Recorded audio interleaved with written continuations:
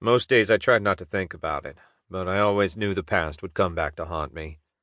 Since the moment I saw their faces taped to Trevor Daniels' wall on a last-minute intel mission, I couldn't stop thinking about them. Every time I closed my eyes, the memories plagued me. I wasn't sleeping well. I should hate them all, but I couldn't. I still blamed myself.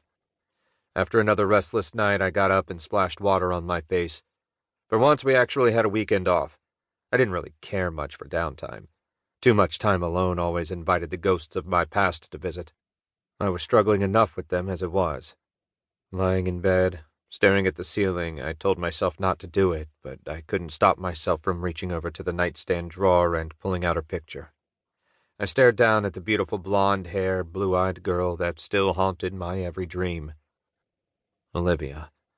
Despite the years that had passed by, she remained the best and the worst part of my life. The bitch of it all was that I still loved her. My friends all seemed to be finding their true mates. Some days I prayed I'd find mine too. I didn't exactly spend a lot of time with bear shifters, though. Sure, I knew my true mate didn't have to be a bear, but odds were high she would be. I liked my odds, and despite my desire to have a mate simply to help me forget the girl I couldn't have, I also purposefully steered clear of bears, because I wasn't quite ready to give my heart to another. My bear roared in my head at the thought. We were still in agreement there.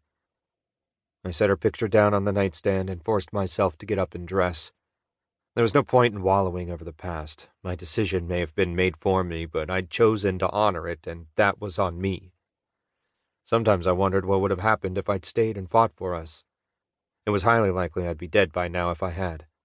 Olivia's father, Pike Murphy, was our clan alpha, and he didn't take too kindly to me when the situation came to light. I'd been like a cub to him, but that hadn't mattered in the end. Kano I had expected to turn on me. He was Olivia's oldest brother, but Killian had been my best friend in the entire world. It had devastated me when he turned against me and demanded I stay away from his sister. Pike had sided with his sons. I'd been given the choice. Stay and die, or leave and never return. They hadn't even let me try to explain, and I was forced out of clan territory without even saying goodbye to Olivia. That was what had hurt the most. I thought I'd been family to them. I loved her, and was prepared to stake my claim on her the second she came of age. But that hadn't seemed to matter. I wasn't good enough. I'd been ousted and never looked back except in my dreams and the occasional weakness when I pulled out the one picture I couldn't bring myself to destroy. Times like this called for one thing and one thing only: a trip into town. When life got me down, I got a new tattoo. Cole Anderson owned a shop in town and was one of my best friends.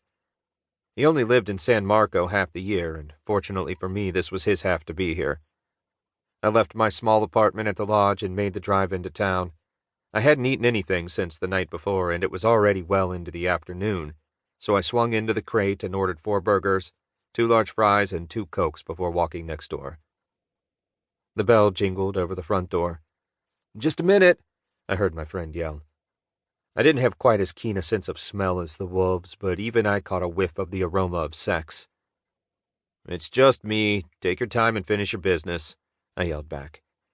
I pulled a small table over to one of the couches in the waiting area and started eating.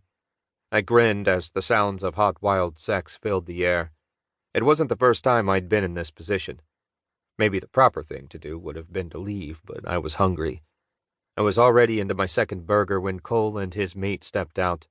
Her normally perfectly pressed clothes were disheveled, and her hair was a bit of a mess. "I brought extras, Elizabeth. Help yourself. Sounded like you worked up an appetite." Her cheeks reddened, but she laughed and smacked me on the arm. Then she stole one of the burgers before kissing her mate and giving me a quick wave goodbye. "You're an ass," Cole said with a shake of his head. I handed him up a Coke and shrugged. "She loves me." We ate in comfortable silence. "Thanks for the food." I smirked. "Sounded like you earned it." He snorted. "Love that girl. Always have." His words resonated with me. Cole and Elizabeth had been young when they discovered they were true mates. She denied it, and they both had lived more than a decade in misery with an unresolved bond before finally getting together again.